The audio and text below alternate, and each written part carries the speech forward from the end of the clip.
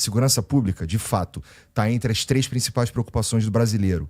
Mas vamos fazer com consciência e sem vontade de ganho único, exclusivo, pessoal. Entende o que eu estou falando? Entendo, claro. Compreendo. Se você for ver, Igor, a política de segurança pública ela tem que ser constante, perene, diuturna, planejada. Veja o que nós estamos fazendo aqui em São Paulo, né? Desde o início do mandato, a gente tem enfrentado o crime organizado. Observe, nós fizemos, juntamente com o GAECO, que tem uma parceria grande entre o Ministério Público e a Polícia de São Paulo, a Polícia Civil, a Polícia Militar, uma ação muito forte de inteligência. Houve a operação, por exemplo, contra o setor de transporte, a infiltração do crime organizado no setor de transporte. Houve a operação contra a infiltração do crime organizado que lavava dinheiro por meio de revendas de carros importados. Houve a operação da infiltração do crime organizado no setor de combustíveis. Tempos atrás, a gente deu uma entrevista e participou de um evento, até em Nova York, falando com investidores sobre a infiltração do crime organizado no setor de combustíveis. E o pessoal, como assim? O crime organizado opera mais de 1.000 postos de combustível, já tem 6 usinas de etanol. É verdade, isso está acontecendo. E aí tinha uma operação que estava sendo concebida, e essa operação foi muito bem sucedida, de asfixia financeira, que enxergou a atuação do crime organizado nas fintechs. Tem a operação contra o crime organizado no setor de motéis, tem a operação contra o crime organizado no setor de brinquedos. Brinquedo? E tem outras coisas. Tem a ação do crime organizado nas organizações sociais de saúde, na operação de resíduos sólidos, e tudo isso está sendo monitorado, está sendo objeto de operação. São 186 operações em parceria com o Ministério Público desde 2023 até aqui. Então, é uma ação diuturna, é uma ação constante, perene. Você veja o seguinte, olha o que aconteceu na Cracolândia.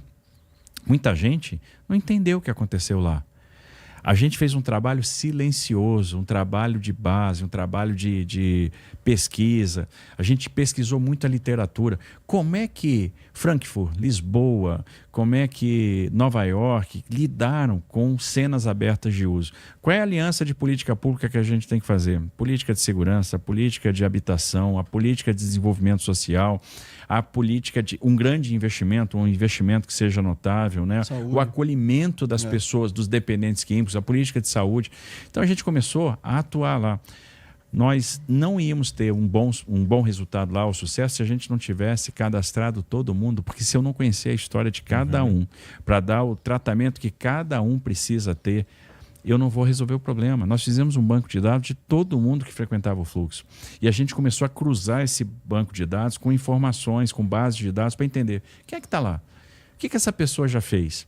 Vamos cruzar com a base de dados do CAGED para saber qual é a história de vida dessa pessoa, de que estado ela veio, de onde que ela veio, o que ela fez. A gente cruzou com a base de dados criminal e viu que 60% dos frequentadores do fluxo eram oriundos, eram egressos do sistema prisional. Estavam descumprindo medidas cautelares, né, governador? Descumprindo medidas cautelares. Impostas pelo judiciário. E a gente começou a ver que o fato de você ter prova de vida exclusivamente no Fórum da Barra Funda era um problema e que a gente podia descentralizar isso, que a gente podia ajudar a resolver o problema. A gente começou a nos perguntar qual é o business por trás da Cracolândia. Porque se a Cracolândia existe há tanto tempo, o business não é a venda de pedra de crack para o dependente químico. Tinha outro business. E aí o business era imobiliário.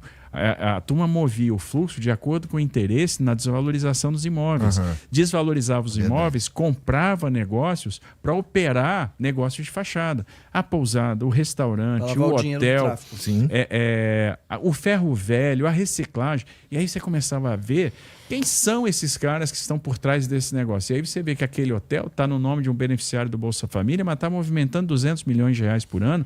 E você tem um esquema de pirâmide onde o dinheiro vai passando de uma empresa para outra até chegar na empresa de um Sintonia ou de um cara graduado do crime organizado. Qual é o papel que a favela do Moinho realizava ali como bunker, como centro de distribuição de droga no centro de São Paulo? Qual é a eficácia de você fazer a operação com cão? A gente foi aprendendo isso tudo ao longo do processo. Quais são os códigos, né? Eu preciso retirar o cachimbo da pessoa, porque senão ela entende que ela pode continuar consumindo. Mas como que eu faço isso? Como que eu faço essa abordagem? Nós abrimos, as pessoas às vezes não sabem disso, 40 casas terapêuticas nós abrimos vagas para atender os dependentes químicos, para dar o direcionamento correto. Fora o hub, né, governador? A gente mudou a abordagem terapêutica quando a gente fecha o CRATOD, que era o Centro de Referência de Álcool e Outras Drogas, e cria o hub. Então, outra abordagem terapêutica foi dada a partir dali. Não foi simplesmente uma mudança de nome, não foi simplesmente fechar um dispositivo de saúde para abrir outro. Não, a política, a conduta de saúde mudou. E isso a gente foi aprendendo com o tempo.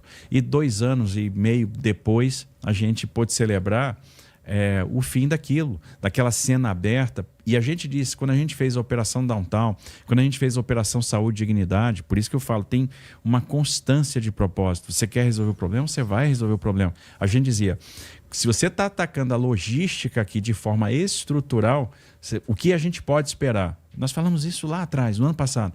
A desidratação contínua da Cracolândia. A desidratação contínua do fluxo. E foi o que aconteceu. E um dia o pessoal se surpreendeu. A imprensa descobriu que a Cracolândia não tinha mais ninguém, que o fluxo estava vazio numa segunda-feira. E ela estava vazia desde a quinta. Né? Porque a gente não falou nada. Trabalho constante, trabalho com constância de propósito.